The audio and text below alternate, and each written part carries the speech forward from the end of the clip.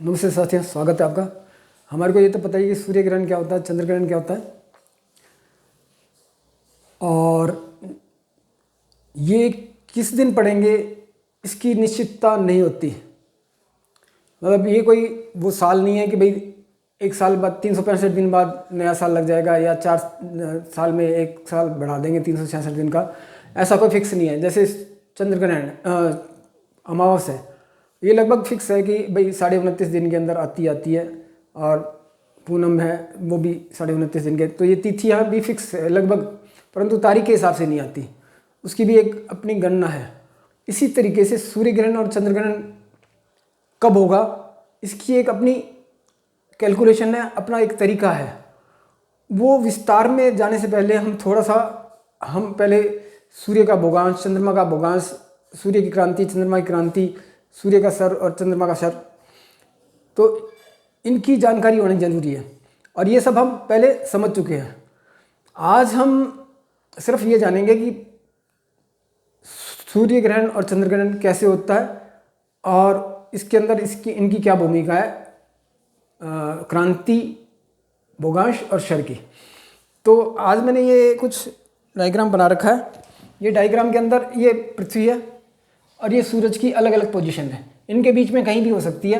मतलब ये 22 मार्च से चला सूरज, 21 जून को, 21 जून से वापस 21 सितंबर को, 21 इनके बीच में 23 दिसंबर को, 23 दिसंबर से वापस 22 मार्च को। तो इनके बीच में कहीं भी हो सकती है सूरज की पोजीशन, पर सूरज इससे ऊपर नहीं जाएगा सूरज। परंतु चंद्रमा, पृथ्वी जो है सूरज के चारों तरफ घूमती रहती है। तो इसके हिसाब से सूरज की अलग अलग स्थितियाँ बनती है, वो हम पहले समझ चुके हैं। अब सूरज 15 करोड़ किलोमीटर दूर है, जबकि चंद्रमा हमारे कई लाखों किलोमीटर दूर है। परंतु चंद्रमा जो है पृथ्वी के चारों तरफ चक्कर लगाता है, पर इसकी वजह से चंद्रमा क्या है, इनके बीच में आता रहता है। सूरज और पृथ्वी के बीच में कभी चंद्रमा आ जाता है, कभी चंद्रमा और सूरज के बीच में पृथ्वी हो जाती है, क्योंकि चंद्रमा जो है ऐसे घूमता रहता है, ऐसे। तो ये मैंने आप एक पोजीशन बताई, जिस पोजीशन में ये चंद्रमा का मैंने एक चित्र बनाया, और चंद्रमा की दो अलग अलग स्थितियाँ बता रखी है। तो हमारे को क्या है कि यहाँ ये पूनम की स्थिति है। पूनम की स्थिति क्यों है? क्योंकि मतलब सूरज का भोगांश मान लो 50 डिग्री है, तो चंद्रमा का भोगांश 230 डिग्री होना चाहिए, 180 डिग्री का डिफरेंस होना चाहिए, तब ये पूनम आती है। परंतु उस टाइम हर एक पूनम पे चंद्र ग्रहण क्यों नहीं होता? क्योंकि इनकी क्रांति जो है अलग अलग है।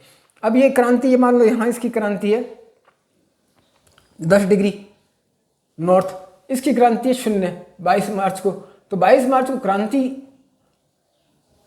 0 है। ये मार्च नहीं, मतलब कोई भी तिथि ले लो। जैसे मैंने आपको 50 डिग्री इसका भोगांश बताया, तो 50 डिग्री हो सकता है इसके ऊपर यहाँ करीब हो, परंतु हम समझने के हिसाब से एक बार 22 मार्च ही ले लेते हैं। यहाँ 0 डिग्री भोगांश है, और यहाँ इसका 180 डिग्री भोगांश होगा। परंतु इसकी क्रांति जो है 180 डिग्री भोगांश होने के बावजूद इसकी क्रांति जो है, इसकी क्रांति तो है 0 सूरज की, परंतु चंद्रमा की क्रांति 10-20 डिग्री हो सकती है। शर अलग होगा। तो शर अलग होने से और क्रांति अलग होने से पूनम तो होगी, परंतु चंद्र ग्रहण नहीं होगा, क्योंकि पृथ्वी की जो छाया है वो चंद्रमा पे नहीं पड़ रही। अब क्योंकि पृथ्वी की छाया जब चंद्रमा पे पड़ती है तभी चंद्र ग्रहण होता है। तो अब जैसे फिर चंद्र ग्रहण कब होगा? होगा तो पूनम को ही, परंतु दोनों की क्रांति एक ही होनी चाहिए। अब ये कोई निश्चित नहीं है। मैंने पहले बताया कि कोई तारीख के हिसाब से फिक्स नहीं होता ग्रहण। तो इसकी तारीख के लिए क्या करना, मतलब हम भविष्यवाणी जो करते हैं वो कैसे करते हैं इसकी भविष्यवाणी? जब इसकी भोगांश, सूर्य का भोगांश मान लो 50 डिग्री है, तो चंद्रमा का भोगांश 230 डिग्री होना चाहिए। 180 डिग्री का डिफरेंस हो गया। 180 डिग्री के साथ इसमें क्रांति जो है, इसकी क्रांति मान लो यहाँ अगर 50 डिग्री के ऊपर क्रांति मान लो इसकी है 10 डिग्री, तो 10 डिग्री इसका भोगांश इधर, 10 डिग्री क्रांति इसकी नीचे होनी चाहिए। 10 डिग्री क्रांति ऊपर है, तो 10 डिग्री क्रांति इसकी नीचे होनी चाहिए चंद्रमा की।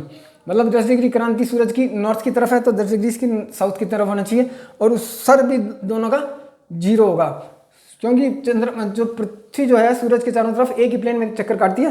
तो सर किसको कहते हैं? सर वही प्लेन, उसी प्लेन के अंदर सूरज आता है, तो सूरज का सर हमेशा 0 होता है, लगभग 0 होता है। और चंद्रमा जो है पृथ्वी के चारों तरफ 5 डिग्री के एंगल पे चक्कर काटता है। जिस प्लेन के अंदर पृथ्वी चक्कर काटती है सूरज के चारों तरफ, उस प्लेन से 5 डिग्री का एंगल बनाते हुए चंद्रमा चक्कर काटता है। इसलिए इसकी क्रांति जो है, जैसे सूरज की क्रांति करीब 23 डिग्री 26 मिनट तक जाती है, तो चंद्रमा की क्रांति 27 डिग्री तक चली जाती है। इनका डिफरेंस इतना आ जाता है। तो चंद्रमा की क्रांति, अगर यहाँ इसकी क्रांति मान लो 10 डिग्री थी सूरज की, तो यहाँ भी 10 डिग्री होनी चाहिए क्रांति इसकी चंद्रमा की। तो इसकी उल्टी होनी चाहिए, इसकी ऊपर होगी तो इसकी नीचे होनी चाहिए, तभी तो ये किरणें ऐसे आएगी, तो इसकी छाया, पृथ्वी की छाया चंद्रमा पे पड़ेगी। तो क्रांति अपोजिट होनी चाहिए, भूगांश भी अपोजिट होना चाहिए, 180 डिग्री का भूगांश का अंतर होना चाहिए। क्रांति अगर इसकी नॉर्थ में है तो इसकी साउथ में होनी चाहिए, इसकी साउथ में है तो इसकी नॉर्थ में होनी चाहिए। तब अब हमारे को क्रांति और इसका डेटा वगैरह सब मिल जाता है वेधशाला से, पंचांग से। तो हम उसके अंदर देख लेते हैं कि भाई अब इसकी क्रांति के अंतर अपोजिट क्रांति आ रही है, और भूगांश भी 180 डिग्री का आ रहा है, और शर भी शून्य है दोनों का। सूर्य का तो शून्य होता ही है, परंतु चंद्रमा का भी शर शून्य हो उस टाइम, तो उस टाइम चंद्र ग्रहण होगा ही होगा।